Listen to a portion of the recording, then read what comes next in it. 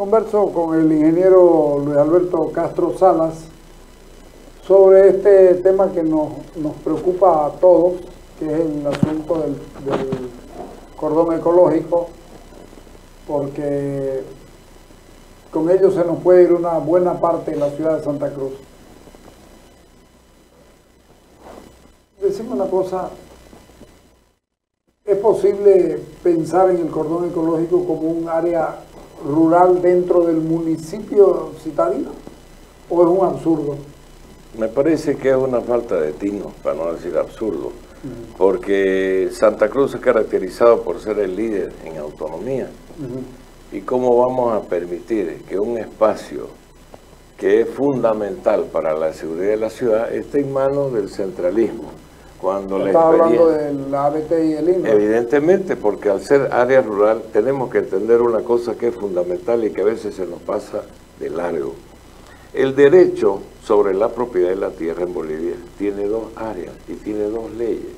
El área urbana aplica todas las formas de adquirir la propiedad en el Código Civil. Está la compra-venta, podés heredar, podés ocupar y luego hacer la usucapión. En cambio, en el área rural, la tierra es del Estado.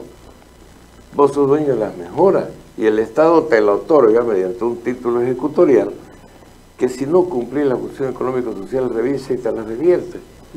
Entonces, ¿cómo vamos a manejar un espacio territorial necesariamente controlado por la misma ciudad para que le dé seguridad y ponerlo en manos de entidades que solo han servido para repartir tierra, colonizar y ocupar con un plan estratégico de ocupación del territorio de Santa Cruz? Yo siempre traigo a colación, a ver, menos mal que el cordón ecológico tiene propietario, porque si hubiera sido tierra del Estado, estoy seguro que estuvieran los interculturales ahí entrándose. Y no te quepa la menor duda que si no han hecho un censo arbóreo y era conocimiento de ABT, capaz te daba la concesión para que cortes madera de ahí. Y ahí sí que nos mata. ¿Por qué hablo con esa contundencia? Yo trabajé en la gobernación y traté de que en la Secretaría de Obras Públicas se vaya todo lo que era la oficina de Fortemo, claro, había un programa de fortalecimiento municipio a través del Plus y todas esas áreas de planificación.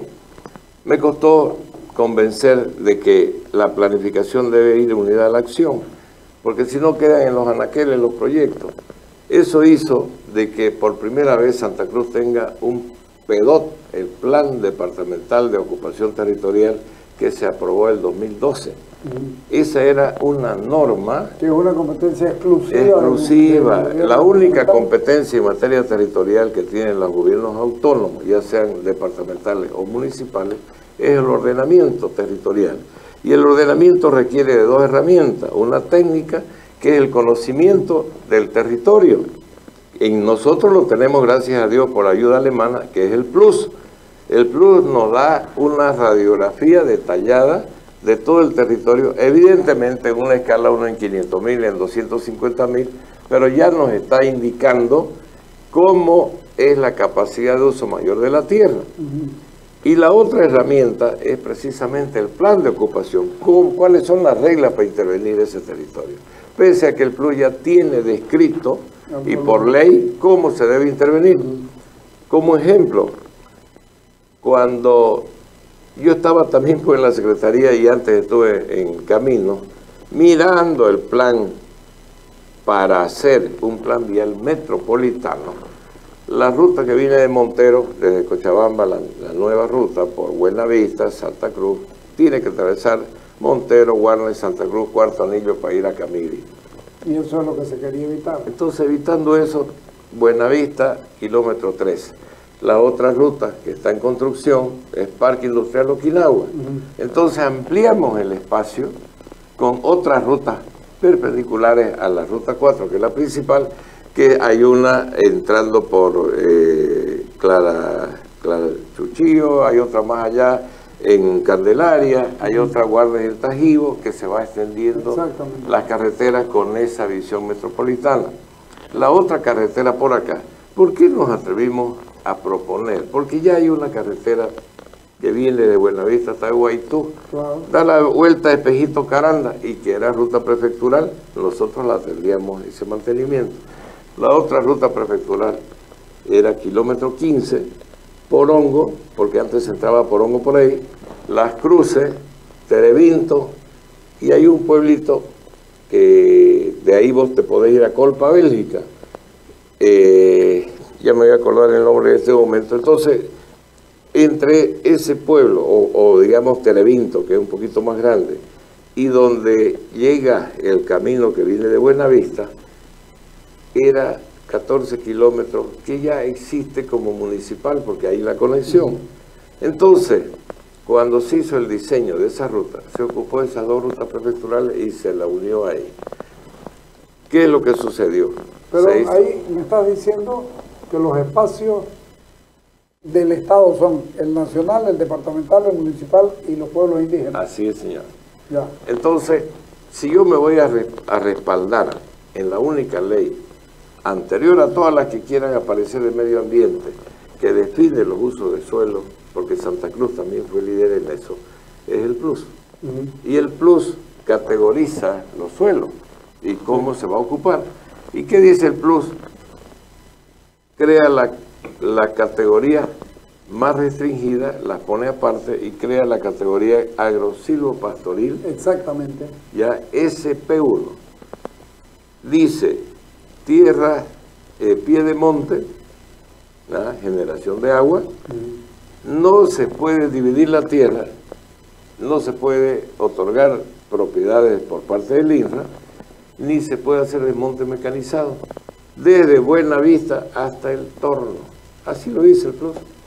Entonces, con esa restricción, uno podía hacer una carretera que no repartan la tierra, que no loteen, que cuando yo me enteré, la oposición, porque lo iban a lotear, dije, en mi pensamiento, digo, pucha, esa carretera cuando se proyectó como ruta prefectural departamental, costó el presupuesto de 83 millones de dólares. Como une dos tramos de ruta nacional, le pasa a ser ruta nacional. Se la agarró el gobierno nacional, firmaron un convenio con ABC y yo no estaba en la gobernación. Pero ¿qué pasa? El ancho de vía evidente es más grande, de repente se refuerzan el paquete porque hay mayor volumen de tráfico, y pasó sí de 80 a 240 millones de dólares. Entonces, pucha, claro, después me entero que ellos nunca tuvieron diseño. Lo que hacen es llave en mano y estiman los costos, lo que puede costar incluidas sus utilidades que requieren ellos para repartirse. Entonces, cuando veo que el monto del proyecto era 240 millones, yo digo, pucha, que destinen 50 millones para expropiar las urbanizaciones que han hecho, que están en el área, y las arboricen. Y las dotaciones de tierra que no han intervenido, que las revierta, hablando de la carretera Buenavista-Santa Cruz. Okay. ¿Por qué no ejercemos nuestra normativa y con fuerza de ley? Pero más fácil era decir, no, están ocupando los acuíferos, vámonos más allácito. Claro. Yo cuestiono. Estamos hablando del tramo ese. Han elegido como ruta prefectural ahora la ruta que va a Portachuelo por el gasoducto. Todo Porongo es un delta. Todo Porongo es una esponja que hace... Que chupa. No darás agua aquí, pero da a Guarne, da a Montero, Claro. da a Saavedra, al final es lo mismo. Pero aparte, y lo pueden ver en Google Earth, si te vas a Colpa Bélica, esa ruta llega frente a Portachuelo y hay urbanizaciones inmensas, sin habitantes. Entonces te hace... Eso es un crimen. Eso te hace sospechar, pues si estamos diciendo por qué es lo que supuesto, afecta sí. la población, porque Sí, me está llena de diciendo letrinas. De Porongo a Portachuelo es uno solo de asfalto a la nada. Hay pues claro, de Porongo a Portachuelo, Claro. pero es la misma línea del gasoducto. Entonces se quiere hacer desde la doble vía La Guardia por el gasoducto, unirla, y esa le llamamos ruta metropolitana, a la cual yo me opongo. Con los mismos argumentos de la otra. Vamos a hablar de eso. Es para otro programa. Claro, bueno, ¿a qué quiero llegar? Los usos de suelo los tenemos nosotros que recuperar el manejo. Y tenemos las herramientas. No podemos Ahora, ¿qué es lo que le falta? El cordón ecológico tiene que ser municipal sí o sí. Así se llama urbano. No le tengamos miedo a la palabra urbana. ¿Por qué? Pero es que no le pueden decir urbano, porque no, es que pasa, está en el cuarto anillo. Pero es que pasa lo siguiente. Perdón, es urbano, quiero decir. No le pase, pero yo te explicaba el comienzo. Le tiene miedo a la palabra urbano porque dice, ahí el gobierno municipal puede hacer lo que le dé la gana en el hotel. Pero si lo que le pones candado a eso quiero llegar. Ya. Nosotros necesitamos que sea urbano porque es parte de la ciudad y el derecho se maneja de acuerdo al Código Civil. Por supuesto. No es con la ley infra. Entonces ya le ponemos un alto al gobierno nacional. Segundo, tenemos que ser responsables. Dentro de la clasificación de urbano, hay urbano intensivo, donde está la ciudad, tiene todos los servicios. Claro. Hay urbano extensivo, para que vaya creciendo. Lo extensivo significa área que se puede incorporar bajo ciertas condiciones. Claro. Antes había la zona SAPU, la zona agrícola potencialmente urbanizable, que tenía una legislación muy dura. Vos querías urbanizar ahí, tenías que ceder el 50%. Sí. Y los lotes mínimos eran de 2.000 metros. Entonces, ¿quién iba a hacer negocio con eso? El tema del negocio es hacer lotes de 300 metros lejos, porque partís la tierra, hacer un caminito que llegue hasta allá, lo vendés, los lotes, te olvidás. ¿Y quién tiene que atenderlo? Los municipios, que son los gobiernos más cercanos. ¿Qué es lo que ha pasado con las urbanizaciones en Porongo? Con todas las urbanizaciones de todos los lados. Santa Cruz, si mirás, con las rurales. Si mirás el plus, Santa Cruz, la mejor tierra agrícola intensiva está en la provincia de Andrés Ibáñez, en la provincia de Guarne, Obispo Santisteban, y del otro lado del río Pireiro, que es tierra baja. Resulta que casi más de 100.000 hectáreas agrícolas intensivas en Santa Cruz y Guarne son barrios sin gente. Entonces hemos permitido que el adquirir un terreno sea un medio de ahorro, porque la economía no es segura. Y vos comprás un lote para tenerlo ahí de ahorro en $5.000 y de aquí a 3 años lo vendés en $8.000 o 9.000. Entonces, pero nadie invierte, nadie se va a vivir ahí. Hay una súper sobreoferta de terrenos urbanizados que creo que si ahorita paramos de que nadie más venda lotes, alcanza para llegar a 2040 con la previsión de población. Es impresionante lo que hay. Claro, porque la densidad poblacional es mínima. Claro, entonces cuando uno proyecta el territorio, lo primero que hace son los elementos estructurantes, que son las vías. ¿Cómo lo voy a alimentar? Los espacios productivos, las áreas de equipamiento. Y resulta entonces, mira cómo ha ido cambiando la cosa. Equipetrol era un barrio al final de la ciudad, ¿no? Que era una urbanización alejada, con baja densidad, los lotes de 500 metros, y tanto es así que era de baja densidad que tenía las calles de cul-de-sac. Quiere decir que en esa cuadra solamente entraban los que vivían ahí porque no podían seguir. Esas calles las unieron y aumentaron la densidad sin tener en cuenta que las callecitas son de 6 metros. Ahora yo vivo en Guapay, parte de esa estructura, en la calle más ancha. Permiten, para aumentar la densidad y aprovechar los servicios básicos, edificios de 15 plantas, de donde han hecho más de 10 edificios más en mi cuadra, que el tráfico se ha vuelto caótico. Claro. Entonces, tratamos de aprovechar una cosa y empezamos a crear otros problemas porque no estamos planificando bien. Porque podíamos aumentar la densidad en los lugares que las vías permiten. Estén pues adecuadas para ellos, los anillos, las radiales, en todas esas grandes avenidas que se puede hacer. Pero en los barrios residenciales que ha llevado a una especulación inmobiliaria, que bueno, yo vivo ahí desde despuesito de la inundación, el año 85 me fui a vivir ahí, porque mis chicos empezaron a ir al Colegio Franco, ahí vivía mi hermana Pini, al lado, me dice, hay una casa, venirse acá. Y como yo viajaba mucho al campo, me quedaba pues ahí a paso que los chicos puedan ir caminando al colegio. Y entonces conozco la historia y tuve la suerte de trabajar para la empresa DHB de Holanda. Yo hice todos los estudios de topografía desde el kilómetro 15 hasta Virubiru para diseñar la defensa. Y resulta que toda esa donación que hizo el gobierno de Holanda, que fue del orden de los 4 millones, trajo consultores, trajo especialistas en todas las áreas que hacía falta. No se lo llegó a utilizar y se hizo el diseño, que en un video lo muestra el ingeniero Oscar Serrate, de revertir la barranca, dejar un espacio para que el volumen de agua se extienda, y para frenarle el ímpetu del agua dijeron vamos a poner árboles. El árbol es como un soldado que está enfrentándose. Hace 4 días, Pajarón Hurtado, no me acuerdo que se llama Pajarón. Ah, sí, Pajarón. No, es Pajarón, pues. Pajarón, claro. Me escribió lo mismo que me estás diciendo. Bueno, entonces el área ese de inundación es parte la ciudad del sistema. le ganó al río. En realidad, de las pocas cosas que se le gana al río, ¿no? Pues normalmente el río te va ganando. Se lo frenó al río ahí, sí, digamos, sí, ¿no? Se lo frenó, sí. Como además hay un detalle, la ciudad es inclinada.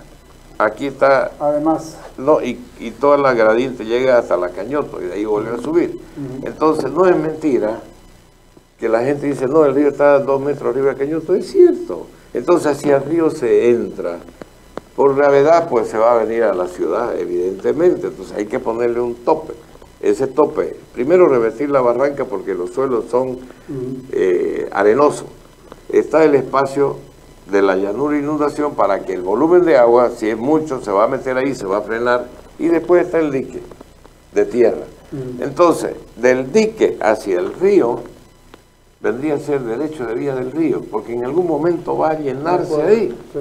Del dique hacia la ciudad está el derecho propietario. Ahí está Pando, un ejemplo. Sí. No, pues, y además ahora, lo primero que le pasó al gobernador en suplencia, tras la lluvia se ha ido con el ingeniero Aguilera a ver cuánto era la altura que tenía la angostura y rogar que no pase nada. Claro. Ha llegado a sus niveles, ¿no? Aguantó, pues, pero ¿cuándo?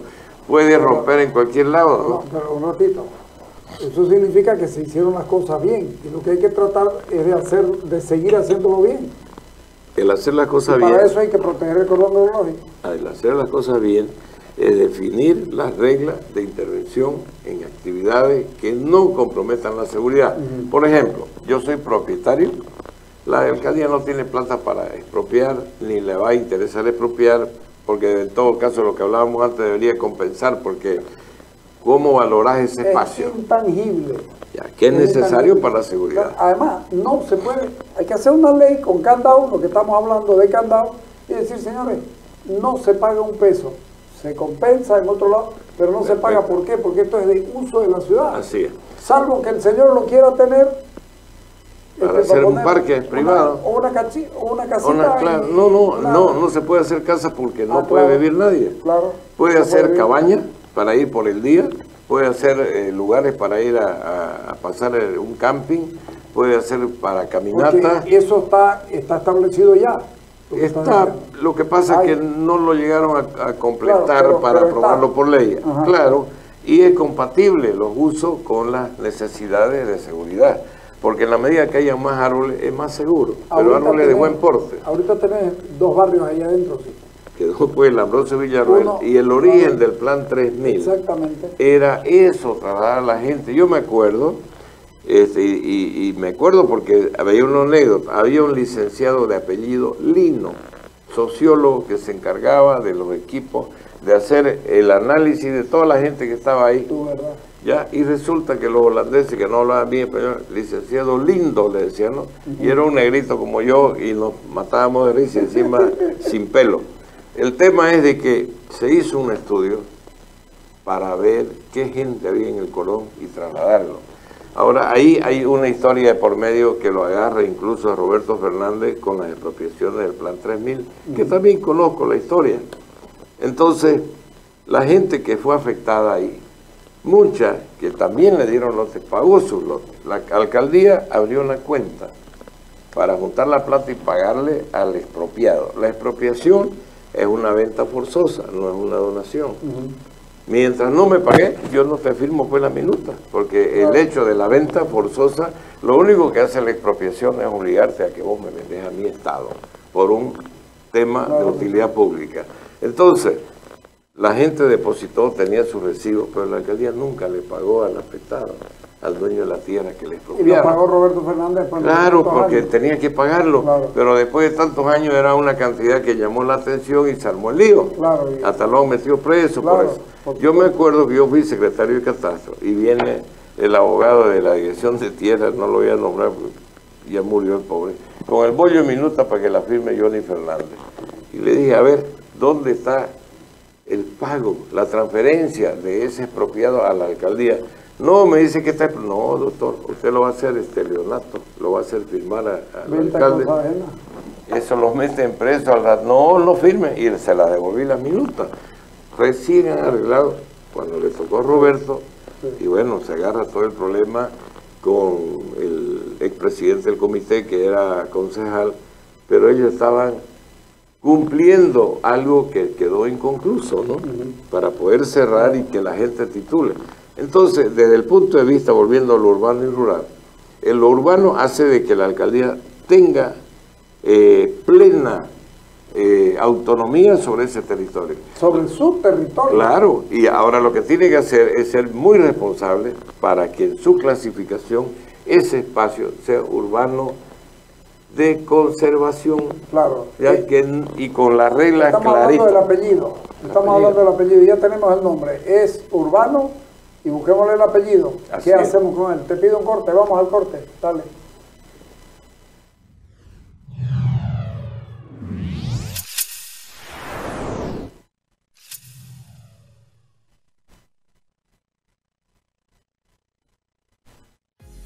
En Tigo tenemos un paquetigo para cada bolsillo y ocasión. Desde 2 pesitos puedes activar un paquetigo que tiene WhatsApp ilimitado para chatear y chatear. Desde 3 pesitos disfruta tus megas ilimitados para ver videos en TikTok, subir tus fotos a Instagram o a lo que más te guste. Aprovecha los paquetigos y elige el ilimitado que más te convenga. Encuéntralos en la app Mi Tigo o en tu tienda de barrio más cercana.